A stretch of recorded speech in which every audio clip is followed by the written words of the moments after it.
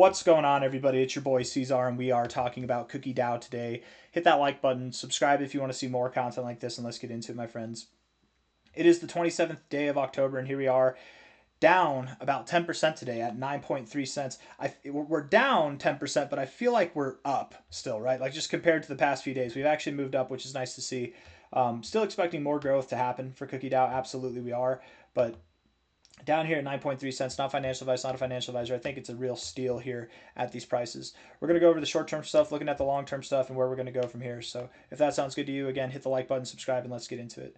I'm actually surprised being down 10% right now when the S&P has gapped up to new all-time high. Like, it's crazy. The stock market's on fire, and crypto is just cold as ice. I don't think that that's a problem. I think we actually see this. We've seen this happen before last cycle where the stock market did better. They outperformed the crypto market for a time, but that time is soon to come to an end, I think. Anyways, looking at the 1 hour time frame, zooming in a little bit here, definitely moving down at a rather tenacious pace. It's kind of interesting how I want to use the word forced, how forced this feels. It's very tenacious, right? It doesn't seem organic, right? Not at all. But continuing selling pressure without volume coming in. It's interesting. It's very interesting. Let's look at Binance. Sure, Binance has more volume. Not a lot of volume down there. We do have some volume at the low, but not a lot of volume pushing us down. What about on Coinbase? Yeah, nothing really at all. We're just moving down. It really does feel forced, and not financial advice, not a financial advisor, but this could be the moment right before we actually do really take off, you guys. This could be really good because selling like this much selling without any volume. I mean, we're look at how fast from this exact same kind of area at the lows we just moved up, right? 2 hours later, we were all the way up here at about 10.5 cents. You know, we could definitely see some spectacular movement in a very short amount. I mean, we could be back above that high by the end of the day with that kind of movement. I'm not saying that we will, but Cookie DAO definitely has some acquisition going for it here and there. 1 hour time frame, RSI down at the oversold zone. We might find support right here, or we possibly could get oversold, illuminating the idea that or suggesting that we could go a little bit lower from here. But I think we are at a point to find support. Let's just see, low to high. Yeah, we're right below the 382. That much interaction though. What about the 4 hour? Yeah, we closed below. Okay, so probably a little bit lower. Probably go down to about 9 cents, if not 8.7 cents at the lowest. Cookie doesn't respect its fibs so much though. So if I'm wrong on that, don't hold that against me, okay? I'm not going to brag about it if I'm right. If we're at 9.05 or 8.7 cents, I'm not going to brag about it because Cookie really does not respect its fibs well. It's possible that we do find support right here. Looking at the beyond just the RSI, looking at the stochastics are oversold. MACD is actually right at an area to bounce. You're at areas to bounce on all these indicators really, but I think you could afford to go a little bit lower still. Looking at the 4 hour time frame, zooming out a little bit. The 4 hour MACD has crossed down a little bit. Okay, we've crossed red here, and that could be a suggestion that this is that could be suggesting that we are in the process of like a multi-day consolidation phase here. I don't think this was going to happen either though, because the 29th here we have the FOMC announcement. It's like right here on this line here, literally. I can't imagine that we'll be consolidating or moving down into that line. We're probably going to be moving up into that line.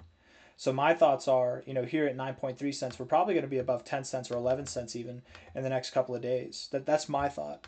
Looking at the RSI, we do have bearish divergence, right? Lower highs here in the RSI, higher highs there. And we've seen that divergence come to play. I really think we're ready to turn around. If we go lower, you guys, if we go to 9 cents or 8.7 cents, that's where the fibs are calling for. But I'm going to go against the fibs, and I'm going to say I think we're finding support here. The stochastics do look bearish at the moment, and they do kind of suggest that we go lower as well. But we can the stochastics can come down still, and this could be the provided low if we just kind of hang out in this area for another couple of candles. The MACD crossing red is not necessarily ideal, but sometimes you get these false red crosses, just like sometimes, you know, right there, just like sometimes you get false green crosses that don't promote much growth or much decay. So if this isn't the low, a little bit lower to go, but I think we're in good standings here, you guys. Daily time frame, zooming out.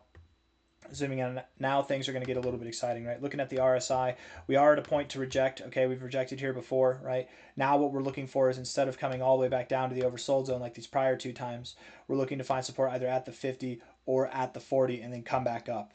if we can do something different here, we probably do something different coming out of it as well. So I would think that that would provide a significant stamp of approval that we are going to the overbought zone here.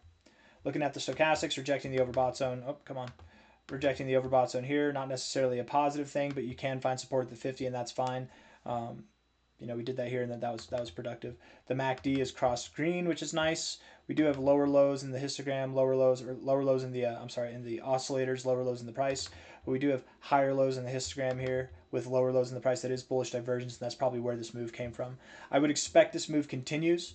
We're just, as kind of a market right now in crypto, we're finding resistance at our relative high points from the 13th, the 12th, the 11th, whatever those days were after the crash. We're finding resistance here. We're probably soon to break out, and I think over the coming days we'll see a market-wide breakout to higher prices for sure. And that should coincide with the MACD crossing above the zero or moving up right here, crossing above the zero. I think in early November we're going to see some fireworks fly. Stochastics should remain bullish, I would think, and then the RSI as well would shift gears and going from oversold consistently, rejecting the 60 consistently, to getting overbought consistently and staying above the 50 consistently. Hopefully that's the scenario that we have, and if that is the scenario we have, Cookie Dow should be moving up to new all-time highs in a matter of no time at all, from a high all-time high here to a low here, and we're not going to take the scam wick as a low. All-time high to the low there. The expectation very much is that sometime in November we should see something that is at new all-time high, something that is above 84 cents here. I would think that we're at least at $1, if not higher. So Cookie Dow's got like 11x to 17x potential, I would say, within the next month, which is crazy, which is pretty crazy, but crazy things happen, man.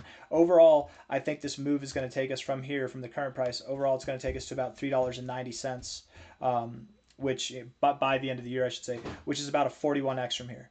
So November, December, between now and then, I think we will see a 41x and likely push higher going into the end of the cycle.